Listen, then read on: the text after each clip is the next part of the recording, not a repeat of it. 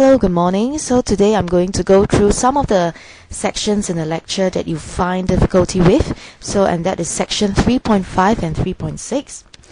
So for section 3.5, you're actually looking at successive ionization energies of an element.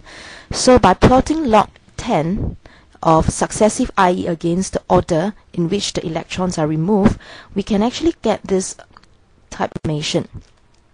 Number of quantum shells occupied, as well as number of electrons in each shell that can be deduced. So in this case, we are actually looking at this graph here. So take note of the axis. It is log IE against order of electrons removed. So whenever we see such a graph, the first thing we must look at is the number of sharp increases. So in this case, there are three regions of sharp increases between electrons 1 and 2, 9 and 10, as well as 17 and 18. From these three regions of sharp increase, we can deduce that electrons 2, electrons 10, as well as electron 18 are removed from the inner quantum shell. So why is it this case? Simply because, let's take for example, if you have an atom with 3 shells, you have one valence electron. For the second electron that you are going to remove, you need to remove it from the inner quantum shell, which is closer to the nucleus. Since it is closer to the nucleus, you need more energy to remove. Hence, you will see a sharp increase when electrons are removed from the inner quantum shell. So next thing,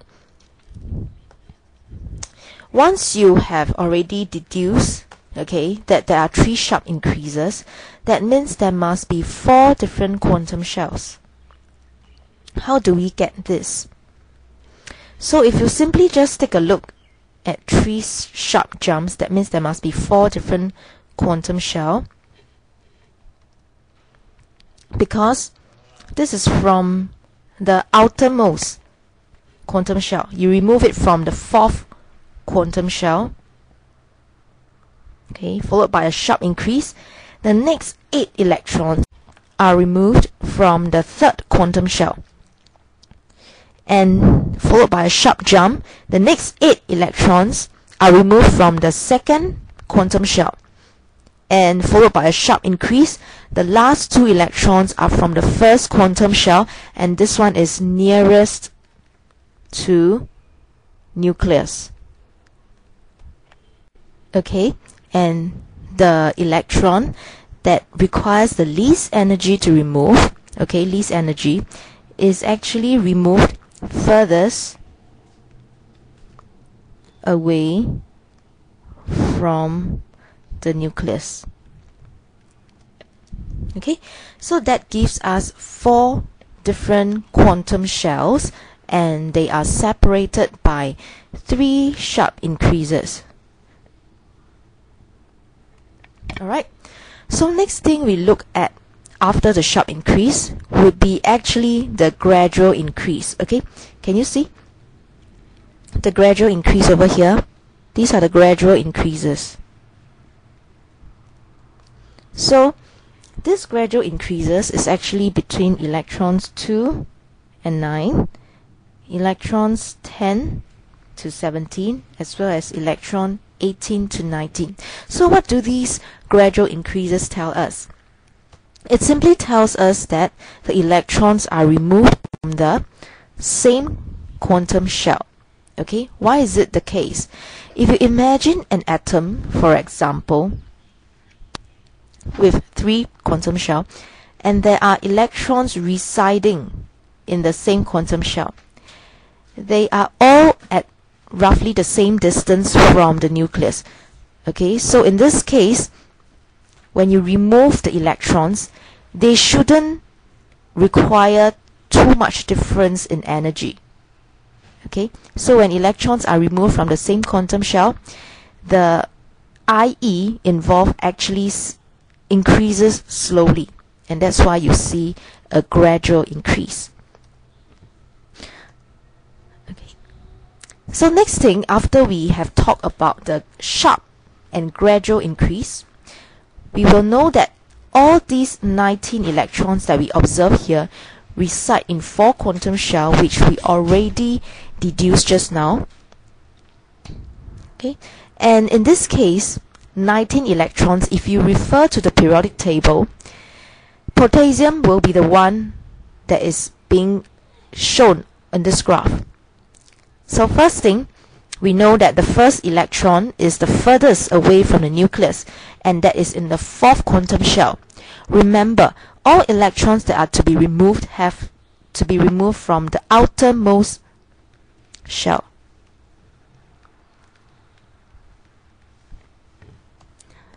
Okay. Next thing, another 8 electrons will be in the 3rd quantum shell. Okay. Another 8 electrons will be in the 2nd quantum shell, and the last 2 electrons that are very close to the nucleus will be in the 1st quantum shell, okay, which is actually closest to the nucleus, and that will be the hardest to remove, and that's why when you look at the energy involved, it is actually higher than the others. So in this case, we can actually use this information to deduce the electronic configuration. Remember, when we write electronic configuration, we always write in the order of 1s, 2s, 2p, 3s, 3p, 3d, as well as 4s, 4p, 4d, 4f. So in this case, we fill in electrons from the 1s first, and in the 1s we know that there are 2 electrons, so it will be 1s2. Okay.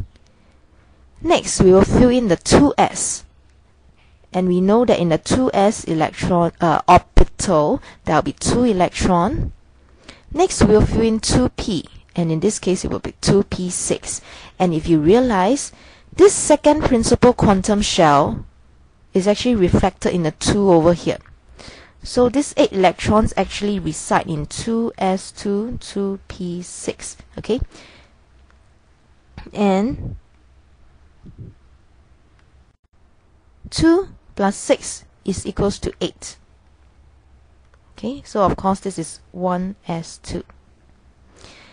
Next, we will fill in the 3s. Okay, and we know it's 3s2. The next one will be 3p6. And if you realize, the third principal quantum shell, the third here, is reflected in the 3 and the 3 here. Okay, and so if you realize, these 8 electrons reside in 3s2, 3p6. Okay, where 2 plus 6 equals to 8. Okay, that's how we got it. And finally, we'll fill in 4s. And in this case, 4s, if you realize, there's only 1 electron here, so it will just be 4s1. Okay, so just to take note that when you fill in the electrons, you fill in from the lowest energy to the highest energy orbital. But when you plot this graph, simply take note that over here is the order of electrons removed. Okay, so electrons must be removed from outermost, okay, quantum shell first. Okay, that's why you see that the electrons are removed from the 4th quantum shell first.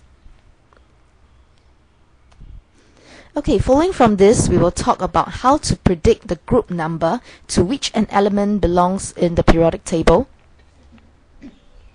So in this case, the chemical properties of an element is mainly determined by the number of electrons and the outer energy level. In this case, we are simply talking about the outermost quantum shell. Okay, that's just what it means.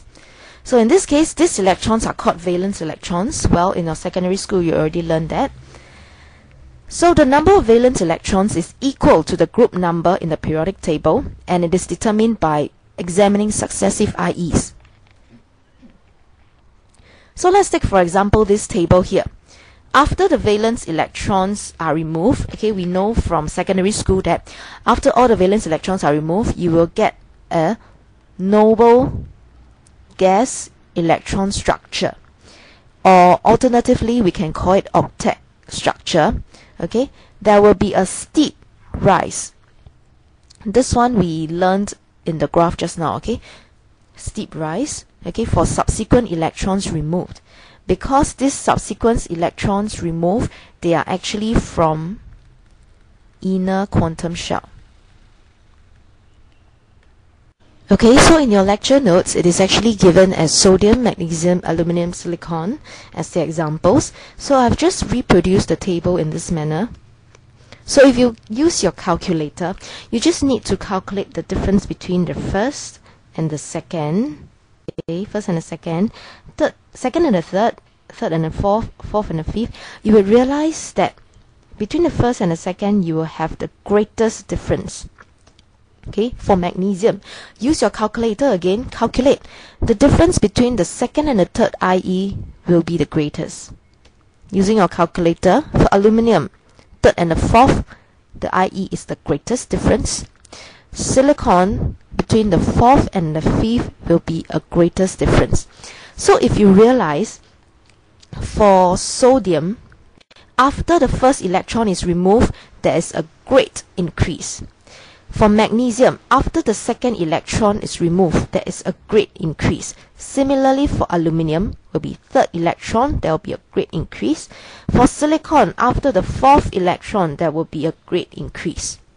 So what does this mean? Very simple, okay?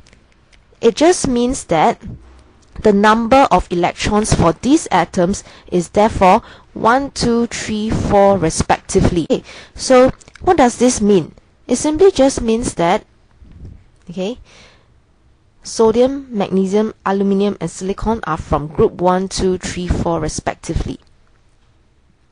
Okay, because if you remember, when the valence electrons are removed, okay, the subsequent electrons to be removed are from inner quantum shell. So they require a larger energy to remove. So you realize that there's a sharp increase.